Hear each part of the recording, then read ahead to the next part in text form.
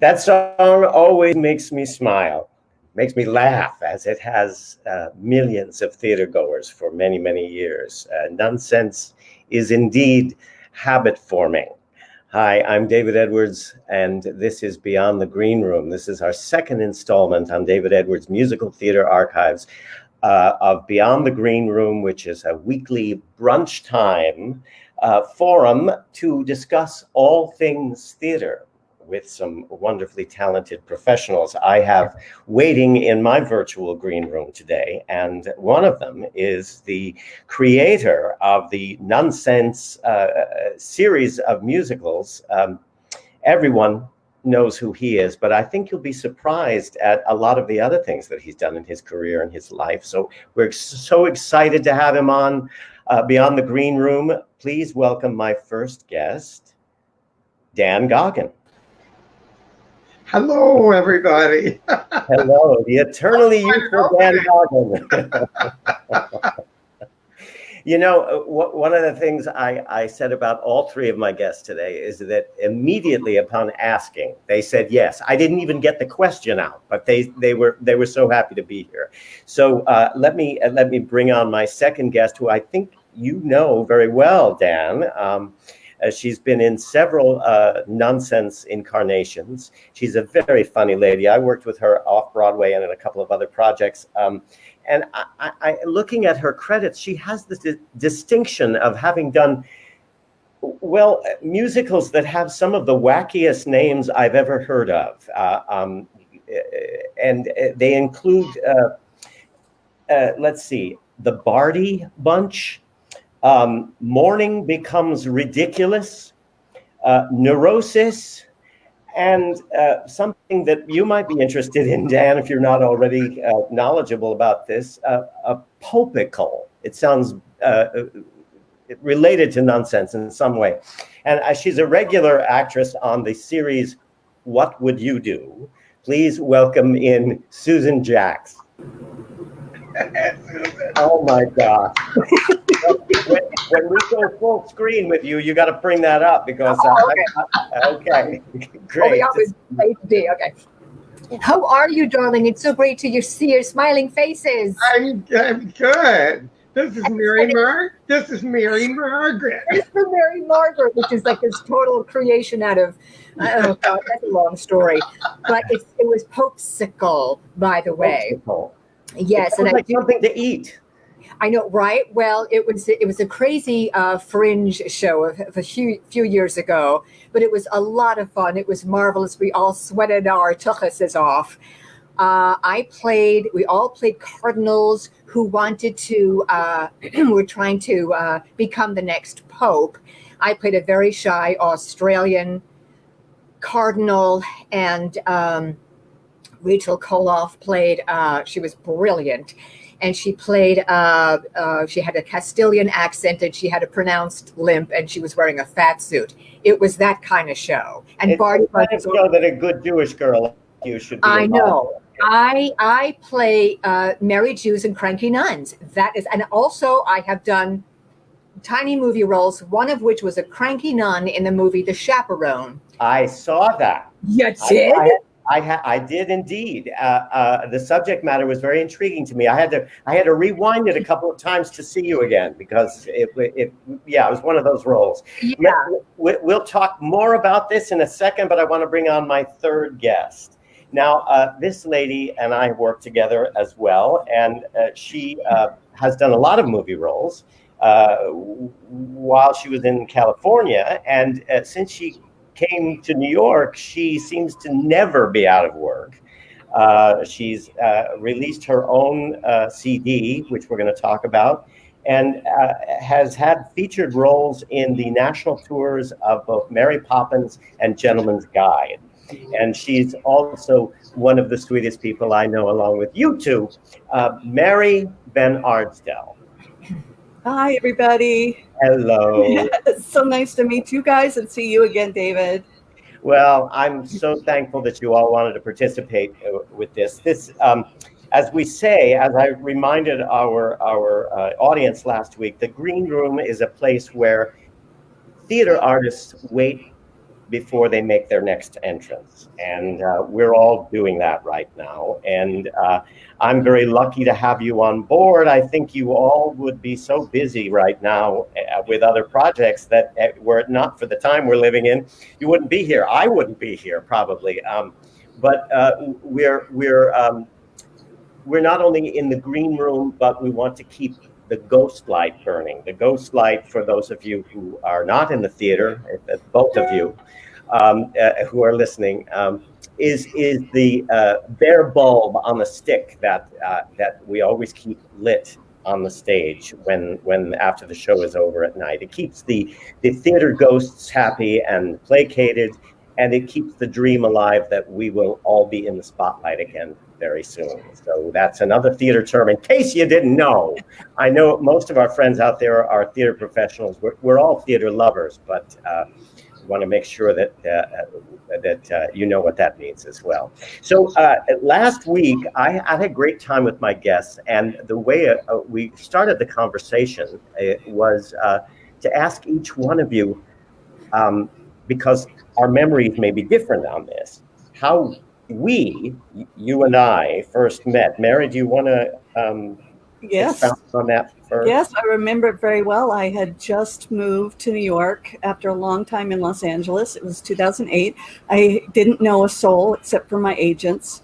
And my one agent said, well, here's this project coming up at Musicals Tonight. Why don't you audition for that? It might be a really fun thing to do. And I did. It was Cole Porter's Paris, and it was extremely fun. I met you and a lot of other super wonderful people, very talented folks, and sweet also. And a handful of them I've stayed in touch with. And so that's where we met. And I just had a ball. Well, that was the same memory as mine. So how about you, Susan? What do you remember? Oh, yes, you were the diva. All right. Well. Oh, yeah.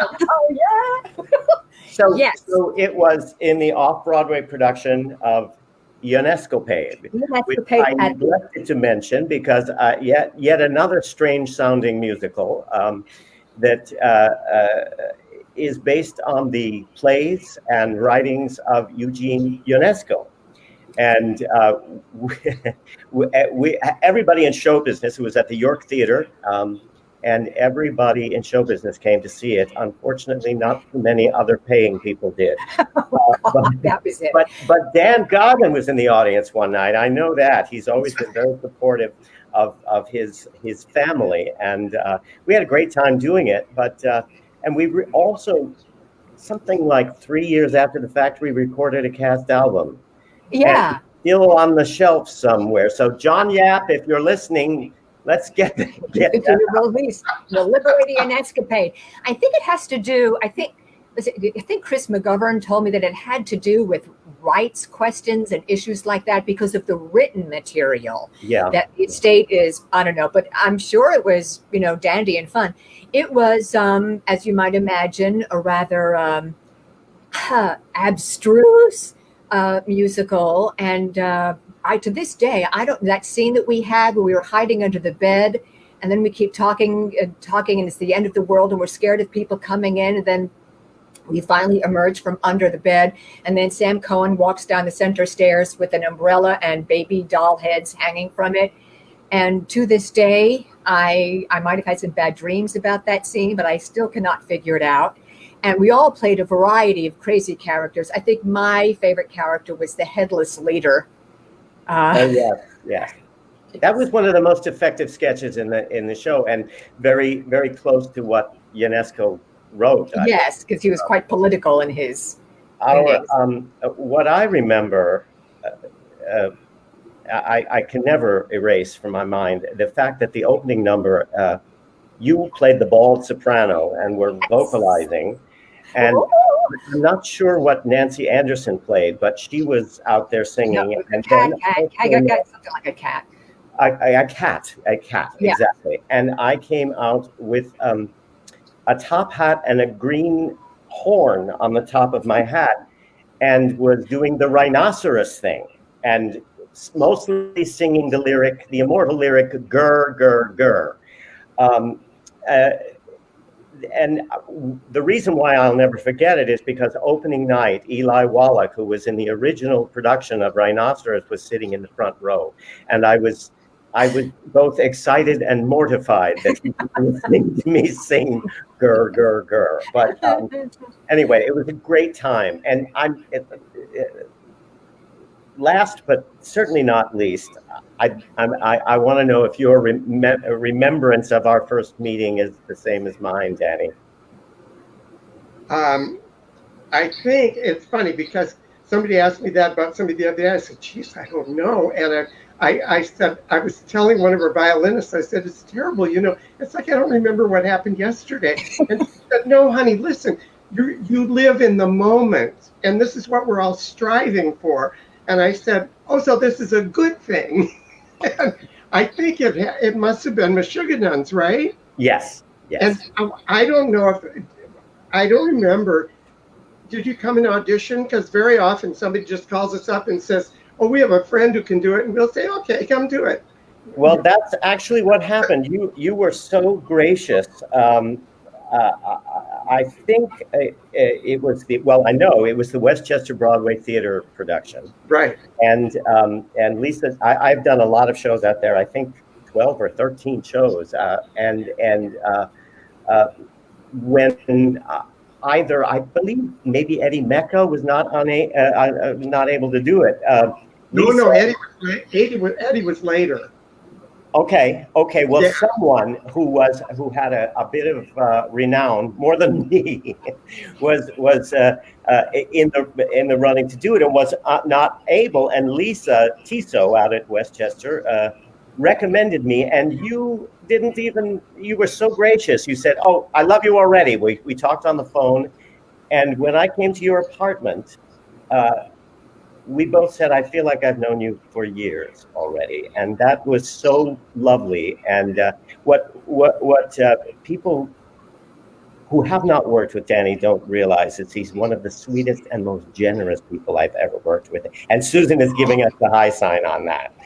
So, and I also want people to know that in spite of the fact that this huge group of musicals that you initiated, the Nonsense group, which we'll talk about extensively, you've had a long career that is so varied. You were an actor on Broadway with Albert Finney, right? And you wrote several musicals that had nothing to do with nuns. One Way Ticket to Broadway, Balancing Act, right? And you have a new one, which is sort of an older one that you've resurrected. Yeah. Tell us about that. Yeah. Johnny Manhattan was a show that Bob Lorick, who was a lyricist, who later wrote Tap Dance Kid, and I worked on, and it was an original piece, and we did it as a workshop. None of us knew what we were doing. It was one of those where you could have 15 performances, the old equity thing, you know, and so we put it on, and everybody loved it and thought it was wonderful.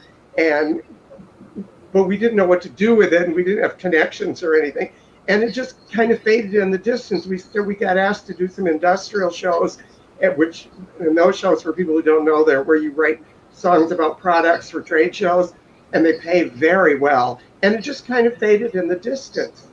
And Bob passed away a couple of years ago, and Jana Robbins, who was the young tarty girl, this all took place in a nightclub, and she was like the lead chorus girl, and called me, and she said, you know, I was thinking about this. She said, do you think we could ever mount Johnny Manhattan again, and I could play Rita, the old actress, going from the youngest all the way up to the oldest? And I said, well, I don't know, maybe we could. And we got together and we called Meadowbrook Theater, which I don't know how many of you know that, but Meadowbrook is out in Michigan, run at Oakland University. And they said I worked there several times, and they always wanted to do an original show. And I said, well, you know what, we could bring this out, because we did workshop it once, so we could bring it out. And they said yes, and it was a huge hit. And the only difficulty about it was that it has 14 people if you only have a few people in the tables in the club. And back when we did it, 14 people off Broadway was nothing. You could have 30 people off Broadway. And I was telling somebody, people were raving about the fact that My Fair Lady at Lincoln Center had something, what was it, 38 people or something. I said, if you look on the original cast album, the original show had 58 people. And Dolly, when we were in Luther, and tell me when to shut up, because Susan knows that this will just go forever. When we were in Luther, they never expected it to be such a huge hit. And it won the Tony that year. But it was a David Merrick show, and David Merrick had promised the St. James to Hello Dolly. So we had to move to the Lunfontaine. And at the time, it meant that when that show moved, what was I going to tell you? I get off in these tangents like this because I could see the Dolly come in. Oh, the Dolly had 68 people in the chorus. And when they were working on the road, it took 5 buses just to move the cast. And so we wrote at that time, and we didn't think anything about 14, 15 people. We had 16 because we had 2 extras at tables. Now, the only place, right, really you could present it would either be Broadway with a huge star, or you would have to go where, for writers, the greatest place to work ever is community theater. Yeah. Because they pay the royalties, but they can have 15, 20 people. The more people that want to be in it, they're thrilled. So that and colleges, places like that. But then, of course, when COVID came into the picture, we just kind of had to put that on the shelf and go back to thinking about Nonsense, because small cast, easy to do, not expensive to do, and funny, which is what the bookers all seem to say that people will be looking for. But well, your shows have saved many a small theater from bankruptcy, and I was thinking about other musicals that were great hits that did what we call sequels. Annie tried twice with Annie 2 and Annie Warbucks, and that didn't fly. I mean, we had Bring Back Birdie after Bye Bye Birdie with The Best Little Whorehouse Goes Public. You are the only one who has been able to make this, a dynasty of sorts, and people just are craving for more. And I wonder if you ladies could help me out and see if we could name all of the Nonsense sequels. Okay. Nonsense 2, Sister Amnesia's Country Western Nonsense Jamboree. And I only know that because I actually did that, Danny, in summer stock at the Mountain Playhouse. Wow. And then I think you also posted about Sister Robert Ann's cabaret class, I think. Yeah, that's at the end. Oh, okay. Was that inspired by Helen Bolden? Sorry, because she teaches a cabaret class at your play Robert Ann. You know what it was? This was after, there's the 7 Nonsense shows. And we counted up Leo Carasone, who's one of our musical directors, who's done a lot of Yay, Leo. And Mary, I'm sorry, some of this is probably foreign to you, but... No, but I do have a story for you when you're through. Okay. So anyway, we counted up, and Sister Robert Ann had 17 songs in the show, in the 7 shows. And Leo and I were going to make a comic audition book and make just funny jokes about how you prepare for your audition and use her 17 songs as examples. And I was saying to somebody, telling them this, and they said, 17 songs. They said, that's a musical. And I thought, oh my God. So I said, what if we did a 1-nun musical so that we could compete with Late Night Catechism? And our subtitle was, It Sure Ain't Catechism. And, she never liked us, that catechism girl.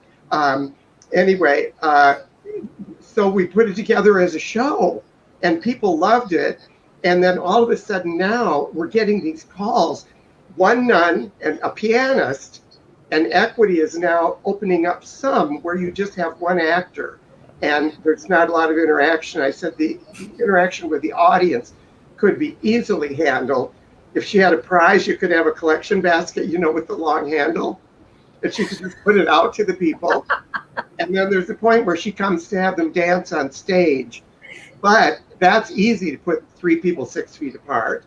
And so now there seems to be all these people thinking like, oh, this would be a great thing to do right now. But that's where that came from.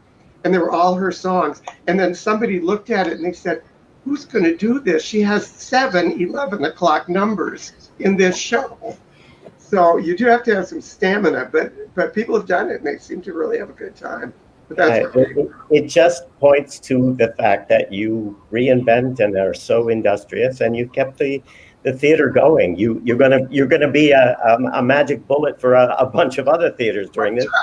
The thing that I think was easier for me than it is for some of the people who were trying to make sequels, because the show was done live in real time, and each one of them was.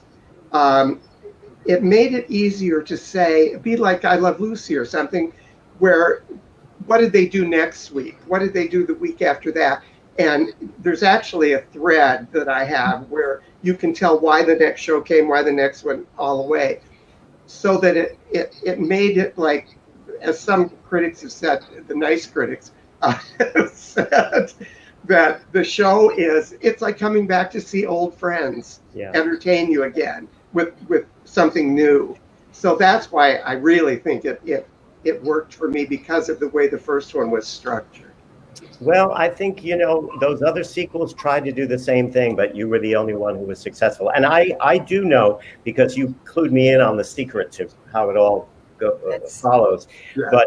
But I don't want to tell it, because I want people to come and see the shows. So, Mary, what were you going to tell them? I hear what you said. I used to belong to a theater out in Los Angeles called Theater West, and they mounted a production with my friend and mentor, Betty Garrett, in the cast, and she was a friend and mentor to all of us there.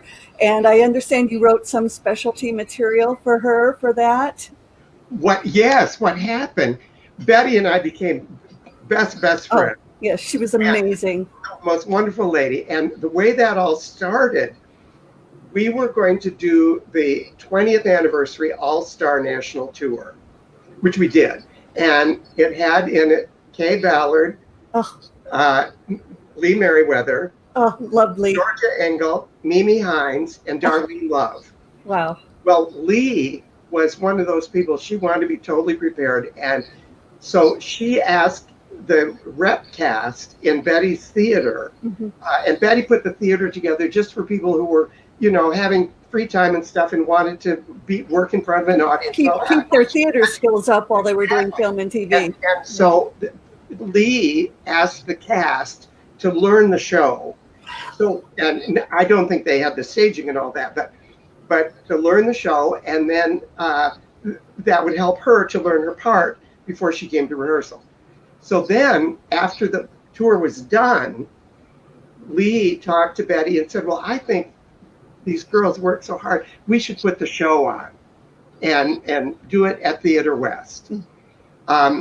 So we said, well, that would be fun. And then Betty came to me and she says, well, I want to be in it.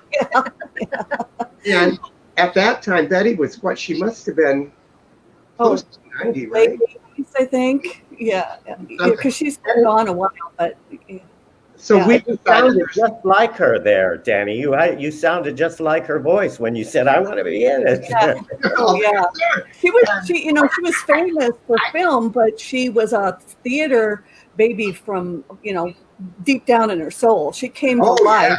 Yeah. Out on a stage, she could be 89, and you'd put her on a stage, and all of a sudden you saw a 30-year-old. Amazing. So anyway, she said she wanted to be in it, and I said, well, you know what we could do? We have Sister Julia, Child of God, the cook, who's only talked about. I said, well, we could have her appear, and there's a scene where supposedly she's in the hospital. The Mother Superior is going to do this cooking show. Well, Betty had this idea. And we actually used it ever since. When we do that, we have a mega version of Nonsense for High Schools. So they get ready to do the cooking scene, and Betty comes running down the aisle in her nun sabbat and raven. with an IV on a pole. She has come from the hospital because she's not going to miss her part in the show. And then she does a scene. Well, at the end of the first act, she has a few little lines in the first act, and I said, because I knew her age, and I said, now Betty, we can take you out of the tap number. And she said, oh no. She said, that's what I do best. I have to be able to do the tap number. Yeah, she took tap classes on a regular basis. Wow. Oh yeah, she was good. Yeah. So anyway, Inspiring. she had a solo in the tap number, and she really was good. And she's tapping away, and she'd say, like, not many nuns, 89 or 90 or whatever, can do this. She kept doing it. And that's how that actually happened at theater. Yeah. Well, I was working somewhere else, so I couldn't be part of it, but I did come and see it, and it was wonderful fun. They were really fun. And they were so excited to have you there with them. We had a really good time. Except I remember one day I came in. I think because people have a lot of other stuff to do, and nobody realizes every star that I have ever had in the show, and there've been like 35 or something everyone has said, this is the most difficult show I have ever done in my life. And the thing that I've always felt bad about is the actors never get credit for what they've achieved, because you're singing, you're dancing, you're on the stage all the time. You've got to be good at the humor. And it's so much to learn, and non sequiturs and all over this. And Alice Ghostley one time was Mother Superior, and she said to me, Danny, if you blink your eyes, the train has left. But so that they had worked, but when they came in one day, we were working, and they really didn't know their lines. And finally, I said, I have to tell all of you, I cannot help you if you don't know your lines. And Betty always said, we had a wonderful time with you, except for that one time you yelled at us, but we deserved it. And you never do that. So I can tell you that, right? I got to do something to these people to scare them into the fact that, you really have to study this. But Betty, and you probably know this, Mary, Betty was famous for writing dirty lyrics. Yes, the dirty limericks. Yeah. Every day she came to work, she had a new dirty limerick, and it would be about us. And her son, who was I think he was a graphic artist, right? Oh, you're probably talking about Garrett, who is a musician. Yeah, she has two sons, Andy and Garrett. Right, one of them is does graphics. Garrett, yeah. Yeah, and she wanted to make a book of her dirty limerick. And he said, I will not have anything to do with that filth that you write every day. I am not going to put those in a book. But they were hysterical. And it would always be about you or somebody you knew. And she did that all the way through, just cracked us up. Yeah. Just the dearest soul in the world. And then they said, I remember she used to drive to work every night, and they said, Betty, you can't see well enough to drive at night like this. And she said, oh, it's not a problem at all. This car knows right where I am. Yeah, well, she was astounding because she had this amazing MGM musical star career with, on the Town and Take Me Out to the Ball Game and Neptune's Daughter, all great career, which she lost during the McCarthy era. And she just never lost her spirit. She found other things to do, which is very much like what we're doing now. She couldn't do what she'd become famous for. So she and her husband created a show that they did in London, and then they toured with it. And then she started doing television. And yet when you met her and worked with her, she was as down to earth and just one of the gang. There was no attitude or anything, which is what we all loved so much about her. She was a real trooper. You never had the idea that it was her theater. Yeah. One of the cast. And Mary, you mentioned the fact that people were so happy to have Dan there at the production. Well, I think the audiences who don't know you would be surprised how often you are there with everyone. The Meadowbrook Theater that you mentioned, I've worked there too. I directed by Jeeves there. And when I went into the green room, there was a plaque that says the Dan Goggin Green Room. I mean, his shows have literally paid for the green room. I think Danny may have actually paid personally for the green room there. And not only that, we went and shopped for the stuff and bought it. We got the green room. The wardrobe girl and I thought, because people who know me, and Susan know this, and you too, David, I love being in the wardrobe. And somehow I'm very happy with all those people, and I have many, many wardrobe stories. But anyway, the girl who was doing the wardrobe, we said, this green room is such a dump. We can't believe it. We just have to fix this up.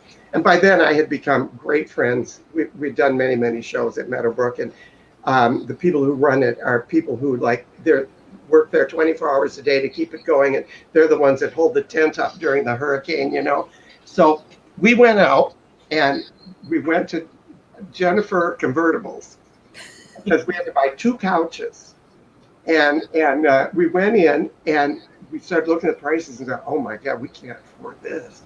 It'd be like, it's cheap for a couch, but a lot for us. Like, $700 or something for each, and that's going to be $1,400. I thought, oh, that's a lot. And then they said, well, we do have 2 leather couches in the back, big full couches, but the backs, something heat got on it or something, and it crinkled the leather. So they had them in the back. They couldn't sell them, but where we were putting them, they were both going against walls. And they said, well, you could have these 2 for $300. So that's where we got that. And we got the couch. Then we said, well, we got to get a table and chairs. So we went to Target and we bought a table and chairs and brought it in. And to this day, George Dvorsky, who did Johnny Manhattan out there, saw that. And every time he sees me, he says, how are you, Mr. Green? I need to talk to you. Well, I also remember an anecdote about how Scott said that you could have furnished your apartment many times over with all of the money that you spent taking the cast to dinner. I remember I remember a moment when at the stage door at the Westchester Broadway Theater, someone came back and was asking for autographs and said something about, Dan Goggin, and I said, well, do you want to meet him? He's backstage ironing the habits right now. And they thought I was kidding, but there you were, ironing the habits every night. So I actually, before we get any deeper into this, because I have many questions for all of you, but I wanted to show a clip of the first time Danny and I worked together. I found this. We did the TV version. Danny and I mentioned it, but you didn't. You 2 ladies didn't remember the most important nonsense installation of all, and that was Meshuggah. And the reason why I'd like you to listen to this clip too is because Danny's famous for writing these comic numbers, but there are a few gorgeous ballads in these shows too, more than a few. And here's a little clip of one of them that I was privileged to perform with the wonderful performer Deborah Del Mastro at Westchester Broadway Theater. I found something more, and that something more was her. There was no grass where I grew up in Brooklyn. I was not at all like Cinderella at the ball. Yet life seemed fun. Who needed fame and money? I was in a gang and feeling 10 feet tall. Then he came into view, and though it was a whim, I'd always been a gambler, so I took a chance on him.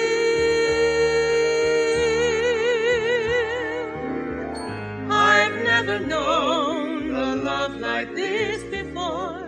I can't explain this feeling. It's love, but so much more. It makes me fly so high I can almost touch the sky. I've never known a love like this before. Brings back memories. Beautiful. That was so nice. Yeah, I know we did the TV production, which is probably more professionally filmed, but that was actually on stage at Westchester, and you both of you ladies should be doing nonsense shows any chance you get. I know you have, Susan. You Yeah. told me a story once about how you were doing a nonsense show and you were involved in a natural disaster. Oh God. Oh, Yes. yeah. I was going out. It was this. Yeah, this was '94, and I was going out to. Robin Taylor was directing this. Yes. The late Robin Taylor. She just passed away, and she was an absolute. Oh no, I'm sorry. I'm confusing things. I might be confusing things. Please forgive me. Please forgive me, but she's on my mind. Did you do the Geffen Playhouse that was the? Yes, at Westwood. Oh, that's But maybe good. Terry Gibson. Terry Gibson might have been directing that one. But I was thinking of, anyway, was going out to do it. And it was the night I arrived in town in LA. And I was staying at my friend Jonathan's house. I was just going to, sleep on his couch. And then after a couple of weeks there, I was going to go to my cousin's house in Beverly Hills. So people were talking as they picked me up, and I met Jonathan's neighbors. He lived like in his like an apartment complex, but it's all like townhouses, but single story. So it's like attached bungalows. They were nervously talking about pre-shocks. That the ground was like shaking a little bit. And so it was the night before the first rehearsal, and was asleep on the couch, and then suddenly ground starts going like this, and I said, why is the lady next door jumping up and down? And then the floor was going like this, and I said, this must be what they call an earthquake, because this can't be right. And then the ground began going like this, and I was being tossed around like a cherry tomato in a salad. It was a Northridge earthquake of 1994, and Jonathan was in Santa Monica, which was thrown to bits.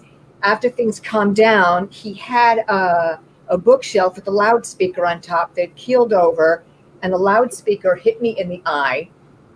And I was sitting on the couch like this, which was pretty funny because this was Nonsense Part 2. Yes, and I was playing Sister Amnesia, who had something hit her.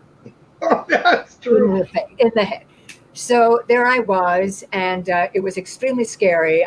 Mind you, I have a little bit of PTSD whenever someone tap dances in the room next door, which is kind of hard to do when you're rehearsing nonsense. There will be tap dancing, and I'm having palpitations. But yeah, thankfully, long story short, everything was fine, but we were all very jumpy. Everything in LA is like built on rollers, and it's designed to, withstand it. But we first opened the show actually out in Colorado with Joanne Worley starring, and she was hilarious.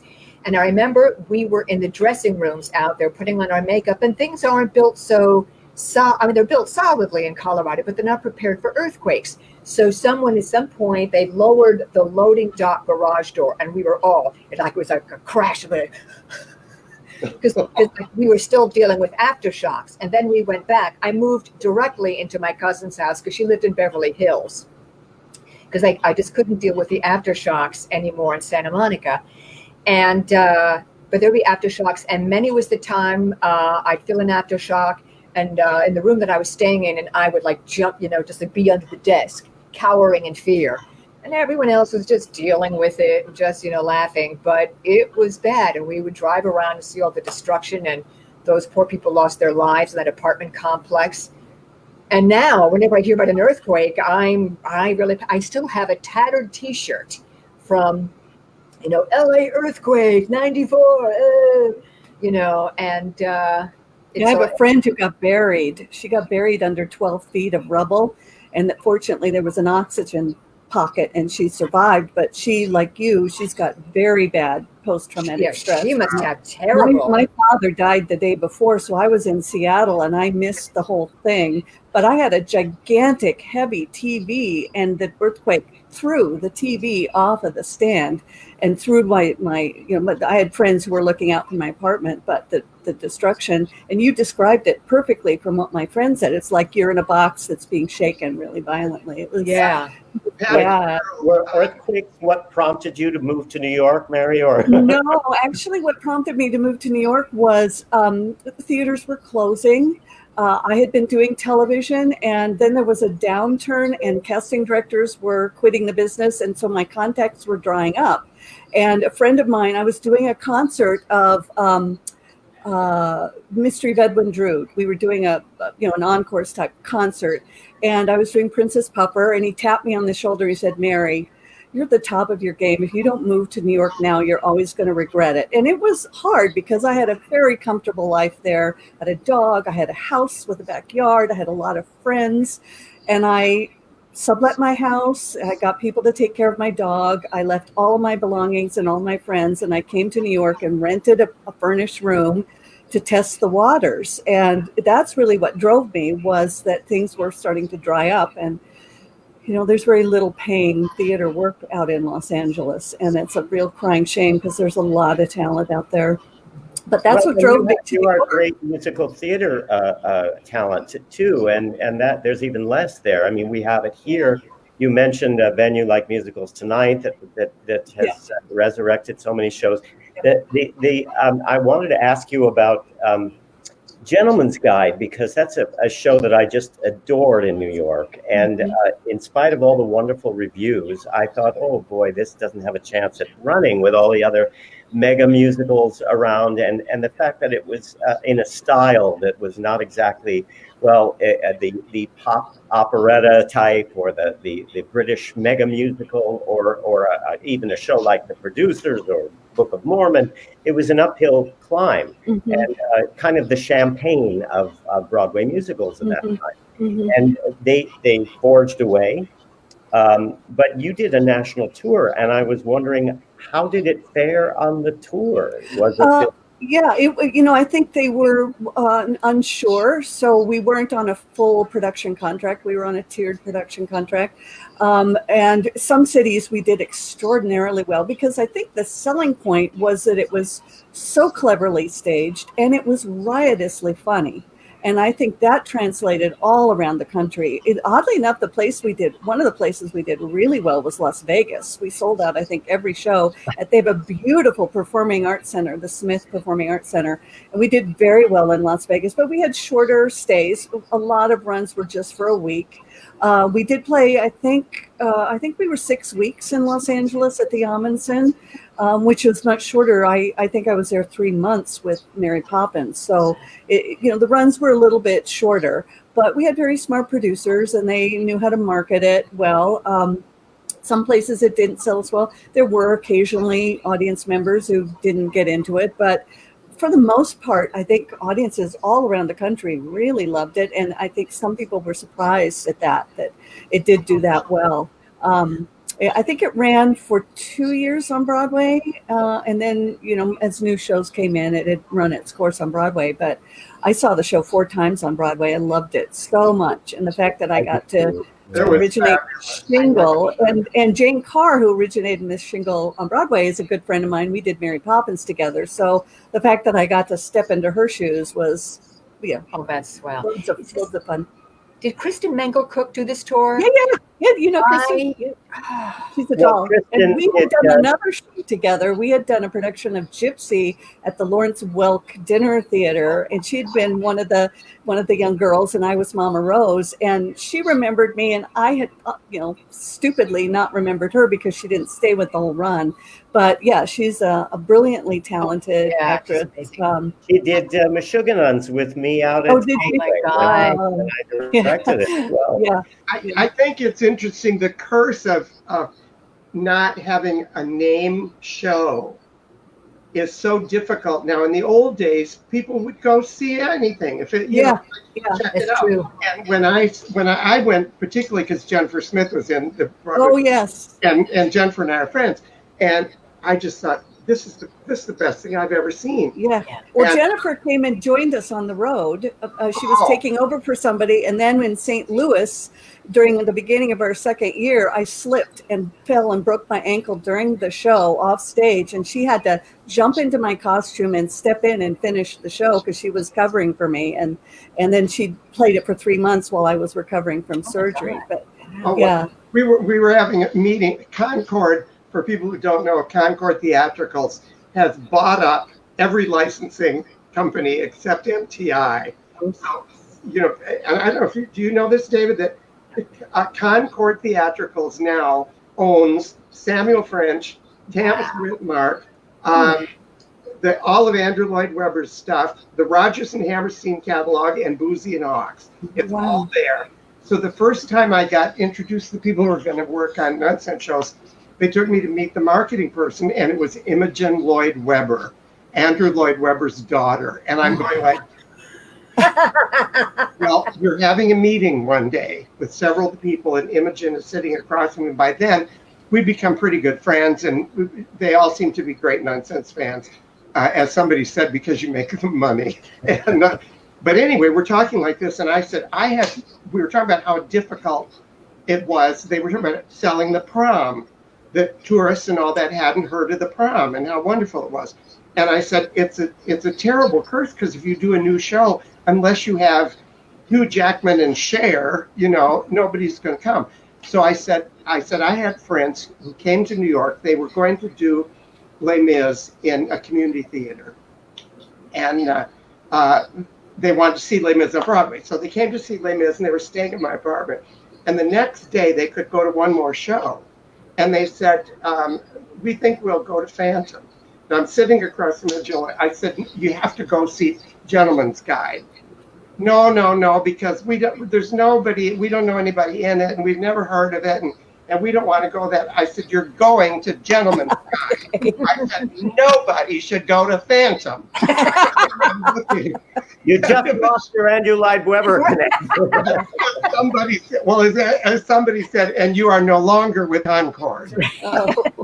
So anyway, I kind of stumbled through that, but they understood what I was saying. And then the next day I wrote an apology letter to Imogen, and she, God bless her, she sent right back, and she said, I thought it was hilarious because, you knew right away it was like, that was not the show to pick.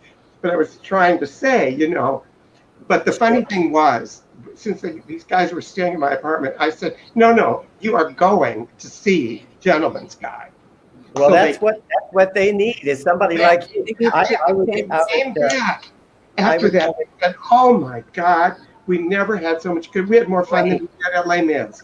Well, But That's great. That's great. We were lucky that we won the Tony Award because they gave us an actual Tony Award to travel with.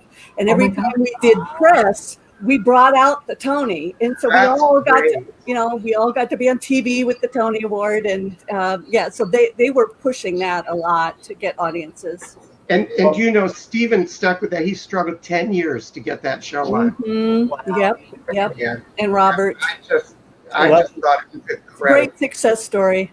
And Darko Darko Treshnak, who had beautiful ideas, and our choreography, Peggy Hickey, they just did a wonderful job with very creative staging.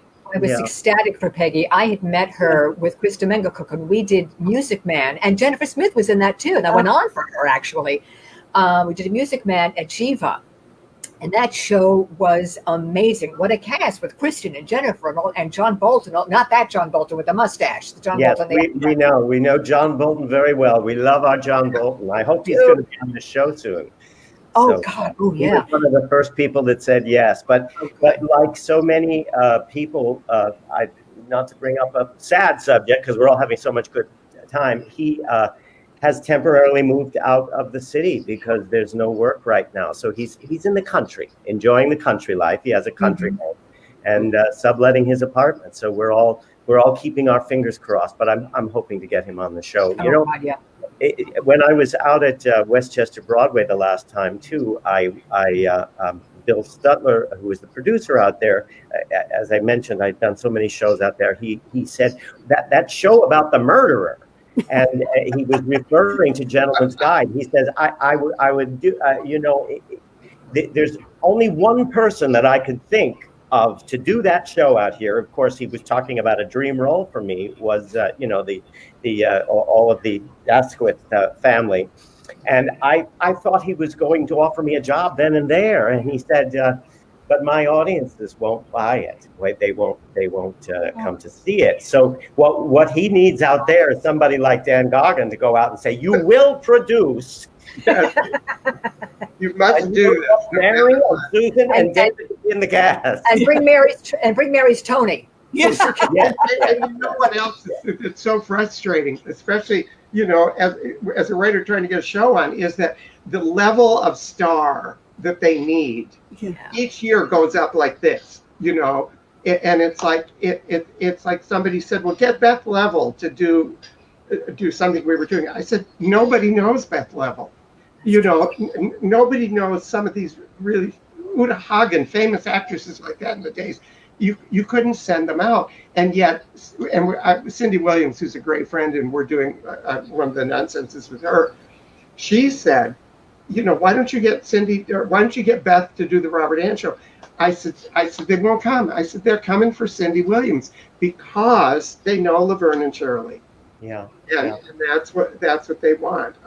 Somebody that they know, and now it's like a big tour. Well, if you can get Cher, we'll do it. Right, exactly. Like if we could get Cher, we wouldn't call you. Yeah. We wouldn't even play your theater.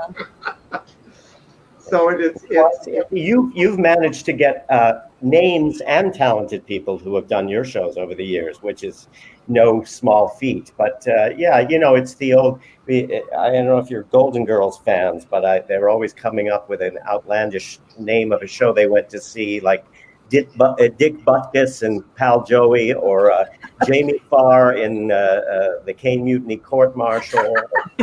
So my favorite is Ruth Buzzy in Evita. So.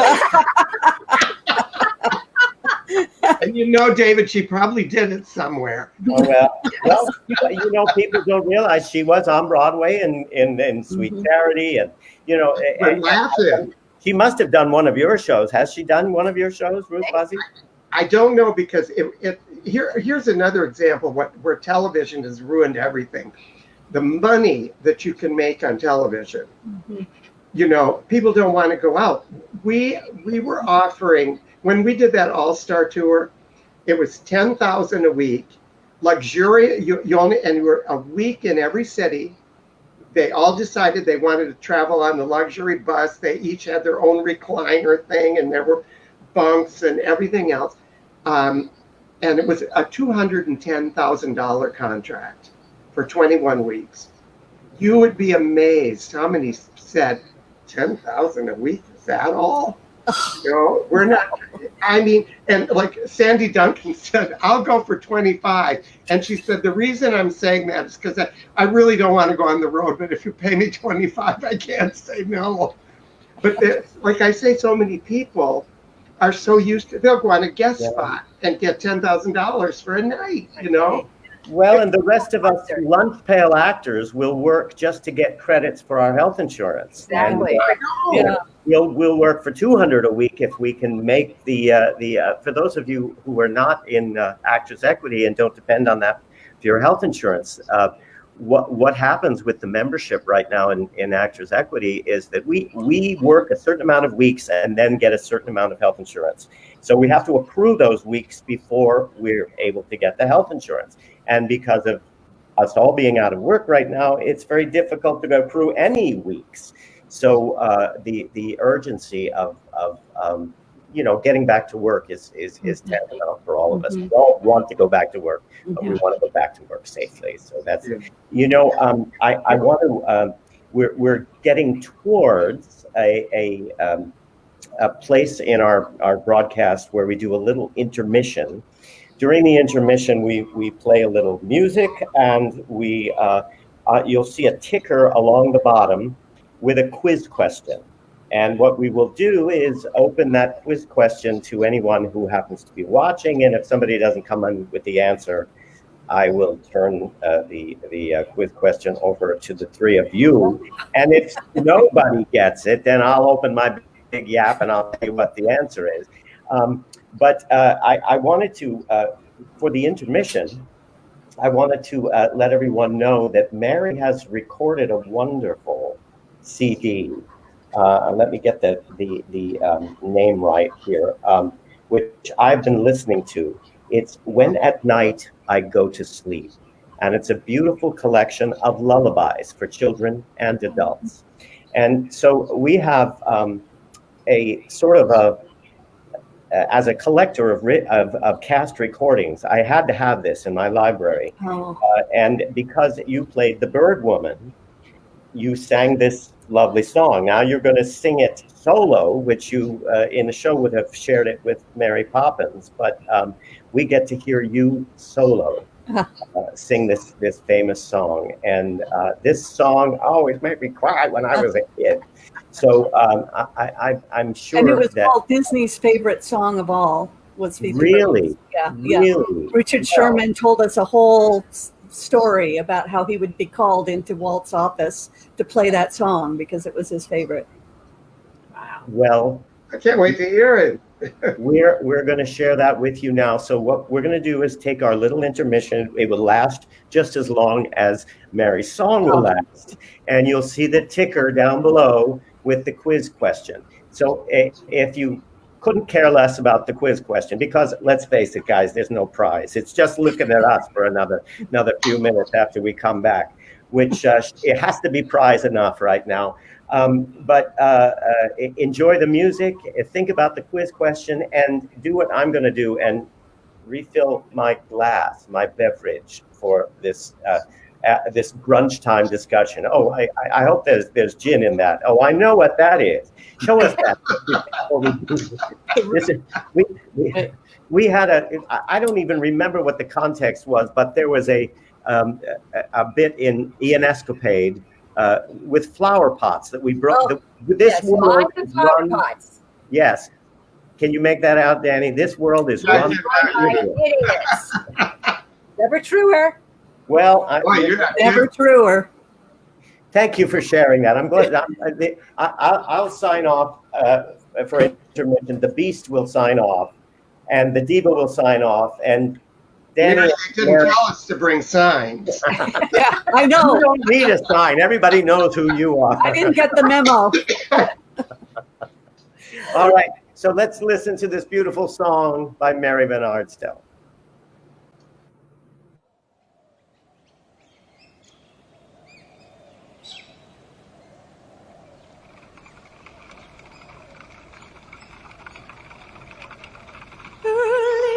Each day to the steps of St. Paul's, the little old bird woman comes.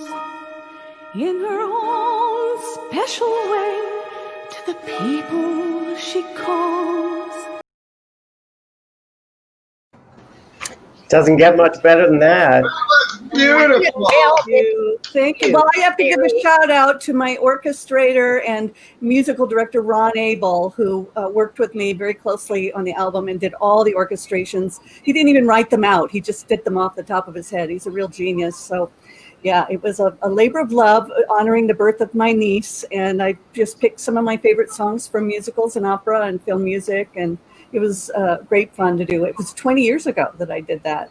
You're kidding. Yeah, I did it before you did Mary Poppins. Yeah, it was before I did Mary Poppins. Wow. Yeah. I always loved that number, and I knew it had to be on the album. Well, it's available on the LML label, is that? And Amazon, but yeah, it's a CD baby. It's everywhere. Great. A lot of people are digitally downloading now, so that's kind of right.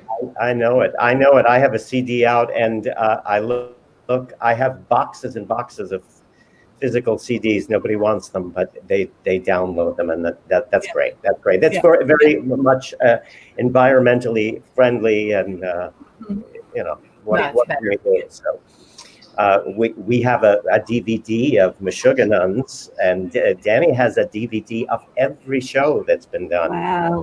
And you know what? Now you can watch them all on Broadway HD. Oh, They cool. took all 7 shows. So that was really I got to cool. catch up. Yeah. Actually, Yeah. Broadway HD is an amazing place because not only I'm very glad they took the nonsense shows, but they have so many Broadway shows and concerts. And the other thing, did anybody see The Play That Goes Wrong? Oh my God. I never did see that. No. My I husband have and I love that so. We've lived it. We love I never laughed at. Well, the people who made The Play That Goes Wrong have started to make a TV series, and it's on Broadway HD, and it's like 30-minute episodes. And if you're feeling bummed out on a day and you just need to laugh your ass off, go to I Broadway. am totally going to tell my husband we are so depressed I'm right not now. even selling nonsense. I sell Gentleman's Guide and The Play That Goes Wrong. We were supposed to You film did it. Gentleman's Guide for Broadway HD, and for some reason the whole thing fell apart, having to do with the fact that there was a non-union tour that was going to go out and maybe a British production, and they felt that having it on Broadway HD would maybe You know, I interrupt have to sales. tell you, this is the dumbest. I'd like to get all these producers who think that together and just bang their heads together, because everybody thinks that the minute you could see it on television, like when Lin-Manuel put Hamilton on TV, that nobody's going to come to the show. I can guarantee you when that show opens, people are still going to be paying a fortune to go see it. It makes you want to see it live. Every time we've had a nonsense, the people either want to produce it and be in it, or the audience will come because they want to see it. And a real quick story, my agent, it was the same agent who represented Grease, and when they made the movie, the first movie, Grease was running on Broadway, and they accidentally forgot to put a release date in the contract. So Bridget Aschenberg, the agent, said, well, the only way I'm going to give you a release date for the movie at all is if you put a trailer on the end when you've seen it. Come to Broadway where you can reach right out and touch it. And the box office went bonkers. Wow. So Wow. that's a shame that they did it. Maybe they would put it on later because they're constantly acquiring things, and they're wonderful people to work with.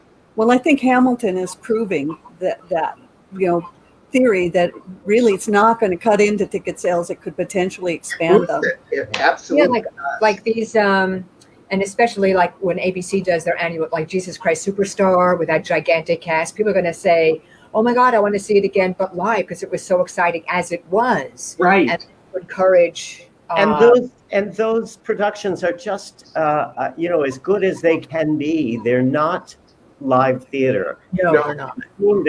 Hamilton and some of the Broadway shows that PBS has broadcast really capture the feeling of what it's like to be in the theater, and it's a very different thing. And so we're keeping the ghost light on here. I mean, I was thinking that in London, right before the West End was shut down. Well, not down. Yeah. not that yet. That happened during the World War II. But there was a revival, and a big revival of Mary Poppins again after all the long run they had there, and they were doing such great business. You do know who was playing the Bird Woman in that production, Mary?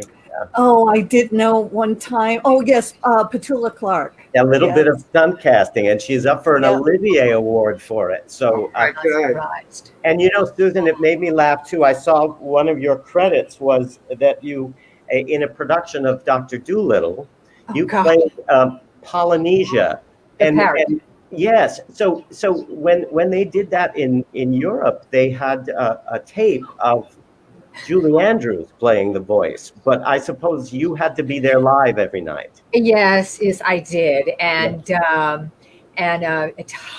Oh gosh, my memory escapes me. Tom. Oh God, I'll run into the bedroom and look at the poster, but he was so wonderful as to them. Not Tommy Tune. Tommy Tune took over the show, but Polynesia was this.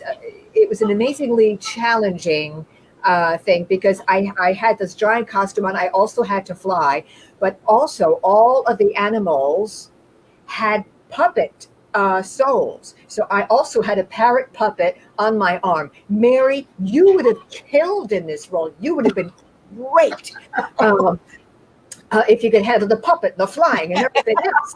Oh my God! But I had to work the puppet. The man who designed the puppets, who built the puppets for Lion King, built these. He didn't design the Lion King puppets, but he built them. But he designed and built these. And to this day, I connected with that parrot so deeply. I had, if I had known about it, I probably should have gone into Avenue Q, back when it was available, when I was like remotely the right age for it. But my favorite part of the show was doing the flying. And of course, there was a mishap on the technical rehearsal. Because they have two people doing the flying, like one guy lifts you and the other guy moves you across.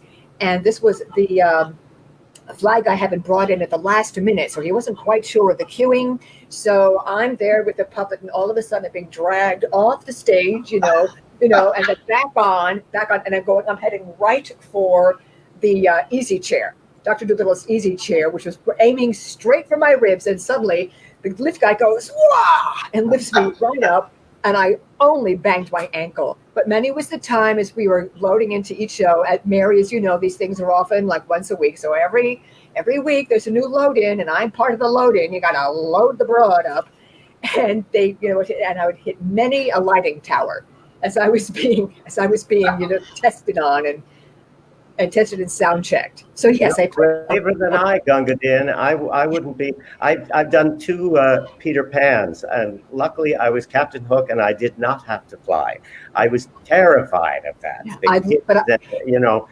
I did it at one theater where the Foy people came in and said, "Well, we've seen worse." They managed to make it work, but God. We were doing a show that we were coming in after it was the trial run of Peter Pan with Kathy Rigby, and one night, not in the big main flying scene, all that went great, but later when Peter Pan comes in and then Wendy flies, they fly get out of bed. They got the wires mixed up, and they're waiting to go, and the windows fly open, and Wendy goes flying off the bed with the blankets over her and everything, and Peter Pan just climbs in the window. And all I could think of was this poor girl lying in the bed who's totally unprepared for this. To fly. I've always wanted to do that. I had friends in Peter Pan when Sandy Duncan was doing it, and but they wouldn't let anybody do it because of insurance. Yeah, of course. Like, could you come in bed between shows, and would they fly you for a minute and they take a ride? That's like nonsense when we had the nuns, and you could take a picture with the nun, or they had the nuns come in at intermission, but then after the show you take a Polaroid with the nonsense nuns. Right. But you could also sell flying rides. Yeah. If you sign a waiver. It would take too long to get into the rigging. Yeah. Well, you know what? I almost forgot we had a quiz question. Yes. Yes. Let's see. Do we have a correct answer? No. He said, yeah. Tony says yes, and I think I know what it was. I know. Yes. Kenny's going to be on the show in a few weeks. I should have known it would be him. Yes. And it's the funniest. Go ahead, Susan. It's the funniest thing because, of course, Kenny and I have worked together, and that's a whole other story. You asked Kenny about that one. All right. I saw the question and I was immediately panicking, forgetting that, of course, an audience member is supposed to answer it. But over here just immediately came into my head. So there you go. I haven't lost all my marbles. No. You have the same amount that you came in with today. Yeah. Maybe it's less by now. I don't know. So for those of you musical theater fans out there who don't know, Over Here was a Broadway musical in 1974 that was sort of a follow-up to the success of Grease. But instead of a nostalgia trip for the 1950s, it was for the 1940s. And adding to, of course, the subject we were talking about before of stunt casting or having celebrities play the leads, they got the 2 remaining Andrews sisters to play the leads in this show. And actually, it's not just my opinion, and several other people think Over Here is a wonderful show, eminently revivable. But of course, everybody wants to know who's going to play those leads. The Andrews sisters didn't at that point get along too well with each other. So I think it didn't run as long as it might have, because they had it, and who could replace them at that point? But I think one of the most remarkable things about it was that the supporting players had a roster of young people who were unknowns at the time. And now we know them as people like Anne Reinking, John Travolta, Mary Lou Henner. I'm sure I'm forgetting several of them, but it was an amazingly talented cast led by the Andrews sisters. And it had a score by the Sherman Brothers, and it was a fully original score. Of course, Mary Poppins has the stage version has an augmented score by Drew and Stiles, who are also wonderful. They worked very closely with Richard Sherman, and they had a very happy collaboration. And Richard was very generous with them in terms of trying to keep the added numbers in the same genre as the original Sherman Brothers wrote in. And I thought they did a really good job on it. Yeah, I'm a big fan of theirs. Unfortunately, a lot of their shows haven't made it across the pond, but they are really great craftsmen. Their music is very touching, and of course, written in the traditional musical theater style. So that touches my heart quite a bit. Danny, what we were talking about television. You for a while were producing a nonsense TV show. What's we have a pilot with so many Broadway stars. At the first table read, I was so intimidated just to even sit there with them, and I had worked with each one of them in different places. We were all friends, but sitting around there, and Jeannie Tinker, who has wacky amnesia, leaned over to me and she said, I gotta pretend like I know something. Because these people, we had Phyllis Smith from the TV show The Office, and Karen Ziemba, Chris Sieber, Beth Level, Dee Hody, who else? June Gable, Scott Willis. Yeah. I'll probably miss somebody, and the phone will ring in about an hour. Well, but the people, and then was Jeannie and Bambi, who are our regular, Bambi Jones and Jeannie Tinker, who are our regulars. And it turned out so well. And anybody wants to see it, you can go on YouTube and just look Nonsense TV pilot. And it was a 30-minute pilot. We had an agent in LA. Everybody who saw it raved about it. And it wasn't like, you had the feeling from them that it wasn't like, well, it's cute, but it's not for us. The head of Hulu called the agent and said, this is a no-brainer. And he said, but it needs, we're looking for edgy right now. And the thing, over the years that I've worked with all these different people, everybody has a great reason to say no, because as somebody said, if you say yes and it doesn't work, you're not going to have a job tomorrow. And so we're still kind of pushing it around, but this is also what I think is kind of fun about us theater people. We just know how to do things when we don't have a lot of money. And we wanted this to look so professional that we got great camera crew. We shot it in an empty monastery in Union City, New Jersey. And when we did it, CBS looked at it and said, well, how much did the guy spend on this? It looks like about $2 million. We did it for $225,000. And all of the actors got union pay, union pension, all this stuff. But as an example, the church, the monastery had taken the pews out of the chapel, and we needed pews. And I thought, if we went to a scene shop or anything, they'd be $10,000 a piece, and we needed 5. So we looked on Craigslist, and I live on West End Avenue, 93rd. At 103rd, there was a Korean church that was redoing itself. It was built in a brownstone, and they were selling the pews, $50 a piece.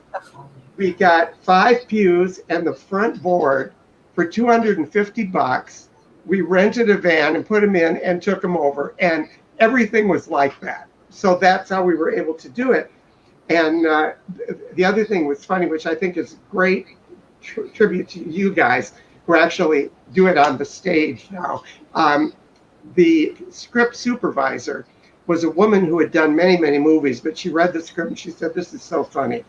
Oh, and I forgot it, Leroy Reams, who actually played St. Catherine of Siena, who was hilarious. Anyway, though, I bet he'd get into that. He loved that sort of thing. I did the producers with Leroy. I have to tell you, one night, because I was his understudy, but I was also the Max Bialystock understudy, and we were in the middle of a performance, and he had just done a rehearsal with me, him playing Roger and me playing Max, and he turned to me one day and he said, "Why aren't you my understudy?" And I said, "I am." And I never heard any more about it after that. He would have the most outrageous triple X-rated stories that he would tell everybody about everybody in show business every day. But this girl, her name was Veronica, I can't remember her last name, but when she heard, she said, "Oh, Danny, I heard all of your actors are theater people. Oh my God. Speaking of, they're all going to be divas." And it's going to be horrible, horrible. So we did the first day, and it was a single camera shoot. So, you know, they shoot one scene 500 times. And it was the scene in the community room where there were several people. So it was a 10-minute scene that took 12 hours to shoot. And these folks, and Mary Stout was Mother Superior. Each minute I'm going to keep thinking of somebody. Please forgive me, I'm just bad about this. Look at everybody who's watching it. Look at the thing and you'll see all the people. But anyway, when we finished the first day, she said, "Oh, Danny, come here." She said, "Oh my God, these theater people. They know their lines. They have no attitude. They do it perfect every time. They know how to come back for the camera. From now on, I only work with theater people." So it was an incredible experience. And I think she was shocked because everybody came in. They all knew their lines. They could do these scenes over and over and over and still be able to, do them the same way. So when they edited, they matched. And it was something that we're all so proud of. And Beth Lovell sings, "I Just Want to Be a Star" in it like you've never heard in your life. She's amazing. Yeah. Well, maybe they'll pick it up now because we all want funny right now. Well, you know what I was thinking? That they may have wanted edgy a year ago, but right now they want should funny. feel good. Yes. And you know what else is interesting to me with all of this stuff is that as you put these things together, they usually happen, like you said, when you least expect it. I remember for the first television show that we did with Rue McClanahan. First of all, if we had gone to A&E was doing a series called Broadway, Clairol on Broadway, was sponsored by Clairol. And they were doing one a year. First year they did Romance, and then they were going to do Day in Hollywood. If we had ever gone to A&E and said, "Can we do Nonsense on television?" they would have said, "Get out of here." So we were doing Nonsense 2 with Joanne Worley in Michigan. And the producer of that show, one of the producers, was Neil Rosen, who was the head writer on Three's Company. And Neil and a guy who was in charge of the artistic part of Bristol Myers were producing these shows. And I can remember to this day, they were working on choreography, and I was looking out the window, and Neil Rosen came over and he put his arm around me and he said, "You ever thought about doing a television show of Nonsense?" And I'm like, "No, we never thought about that." He said, "Well, we got a deal with Bristol Myers and Clairol. They had a big casting fight over Day in Hollywood, and this was only like 6 weeks before the shooting was to begin. And they said, if you want to do it, the show is yours. Wow. You can direct it. You can have Barry do the set. You can have Paul do the lighting. All of your own people who none of us had names like they think of, you know. All they wanted was approval of the star. And first of all, they never would have done nonsense, and they never would have let any of us do it. They would have said, we're not taking these people. And they came up with Julie. There was a whole list, but Julie Andrews, Carol Burnett, and Rue McClanahan was third. And so Rue was, first of all, Julie Andrews wouldn't have been right for Mother Superior anyway. And Carol Burnett says no, and Rue they had just finished Golden Girls. And she did it. And she said later to me, the reason she took the job was she wanted to see if she could do the Rush scene, because she had never done that kind of physical comedy. And, she just knocked the place apart. But, and she was wonderful to work with. I think one of the things with those people, if you show them the respect of their accomplishments, where you don't come in and say, listen, this is my show, you say the line like I said. Right. And the next thing you know, Rue was in the back making props with us. And the people at Bristol Myers were saying, oh my God, whether she's back there doing the props. And they went back to Rue, like, how could they ask her to do the props? And she said, no, I want to do it. And she would say things, bless you. She would say things like, we had when the one point Mary, the people come out, Robert Ann comes out with just the fruit hat on her head like Carmen Miranda, and there was a banana on it. And Rue said, oh, I have to fix that. Give me that thing. Just the banana can't be going down like that. And she was a theater actress too. She started in theater. Work. She never forget. Broadway and the public theater, and she was a true talent in that She was a great fan of room service when I was doing it off Broadway. She came twice to see it, and we didn't run that long, so she was so gracious. Yeah, she loved theater. Theater people are the most generous people in the world. I'm a little bit prejudiced, but I want to tell our viewers right now, remind them that everybody on this show, last week, this week, and next week, and ad infinitum, we're all so lucky to have them on this show right now. And they are performers that would be in demand in another time, and perhaps would not be available to do this sort of thing. So we're very fortunate to have them share their talents, their insights, their jokes, their laughs. And this has been a great gift for me to see you all. I feel like I've been in the same room with you all, and I haven't seen you in so long. So I do want to remind people who are watching, and you're most likely you're all theater artists too, and you might be all in the same boat as we are. But just to remind you that we're all hurting right now. Nobody's got a job, and it had been suggested that we do a PayPal or a Venmo to support this. That we're doing this. We're not looking to make money out of this. This is not what this is about. This is to keep the ghost light burning, people in the green room, and keep the flame alive about what we enjoy so much and feel passionately about, and are determined to bring back better than ever when this is all over. Now, having said that, we may think about it later. If the lights are dimming and there's no more money to put in the coffers around here. But in the meantime, think about if you have a few bucks. Contribute to an organization like the Actors Fund, because the Actors Fund is helping out-of-work actors right now take care of their bills and make sure they're insured. Because as I explained to you before, we have no lifeline in terms of our health insurance and that sort of thing. So it's pretty scary. But I think we've put our happy hats on today, and boy, you guys made me so happy to be here.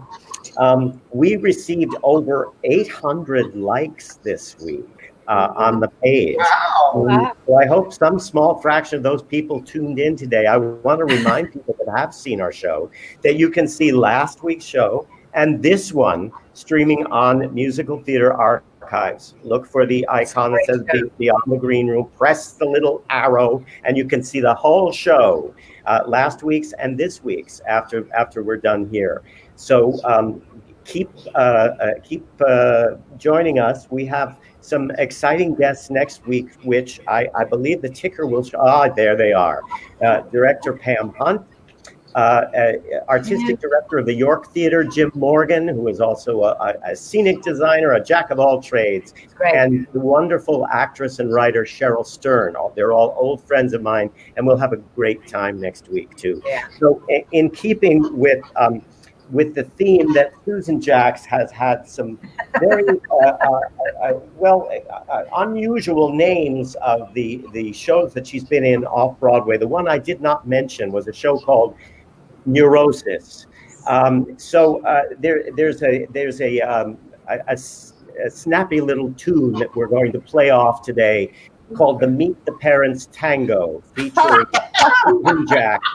And I will see you all, I hope, very, very soon. Oh my God. In real life. I send you love and kisses and hugs and everything. Back to. Bye, Mary. Great to meet you. So Bye, nice to meet David. you, Miss you, Mary. love Nice to meet you guys both. Yeah, Parents Tango. It's so nice to meet you, Jerry. Jerry? I like this one, Frank. She's familiar. I don't think his mom likes me. Oh no, she loves you. Please, make yourself at home. A swivel of hips, a pulse in the thighs, a smile on the lips, but not in the eyes. Shoulders grow tense as we commence the Meet the Parents Tango. Can I pour you a glass of wine? No, thank you. I don't need to drink to have dinner. A venomous glance, a foot hits the floor. Yes, I know this dance, I've done it before. Let it begin, this time I'll win. The Meet the Parents Tango. Here we are at Frank's graduation. Oh, Frank, you're so cute. Jerry, I remember perms. Only one of us will be standing when the tango is through.